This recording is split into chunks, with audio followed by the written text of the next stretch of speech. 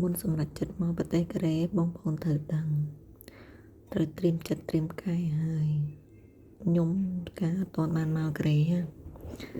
ធ្លាប់តែគិតសម័យថាអូអញមកកូរ៉េអញមកតែមួយឆ្នាំអីអញសល់លុយទៅផ្ទះវិញហើយតែជាក់ស្ដែងមកឆ្នាំនឹង3ឆ្នាំហើយបងប្អូនហើយកុំថាឡាយ$10000តែ$5000មិនតាន់សល់ខ្លួនផងសល់តែបំណុលទេ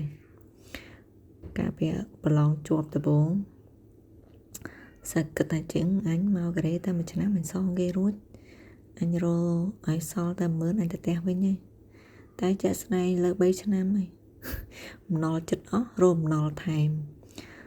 អត់យកខ្លួនឯងគិតអីចឹងផ្ដាំទៅអ្នកដែលមិនទាន់បានឡើងមកកុំទាន់អារំពឹងខ្ពស់ពេកដូចខ្ញុំជាដើមចឹងឲ្យឃើញអត់ហើយបងប្អូនមុនពេលមកកូរ៉េត្រូវរៀនភាសាកូរ៉េខំប្រឹងរៀនអានេះចែកចាយពីខ្ញុំទៅបទពិសោធន៍ពេលដែលយើងអត់ចេះភាសាកូរ៉េពិបាកបើសិនទៅថាបងប្អូនមកហើយ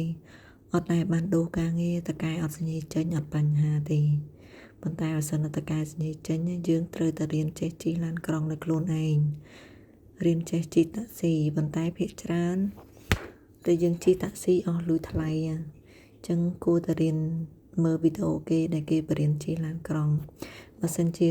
បងប្អូនណាដែលចង់រៀនចេះជិះឡានក្រុងនៅកូរ៉េអាច comment នៅខាងក្រោមបានលើកក្រោយខ្ញុំនឹងចេញវីដេអូបរៀនពីការជិះឡានក្រុងចឹងណា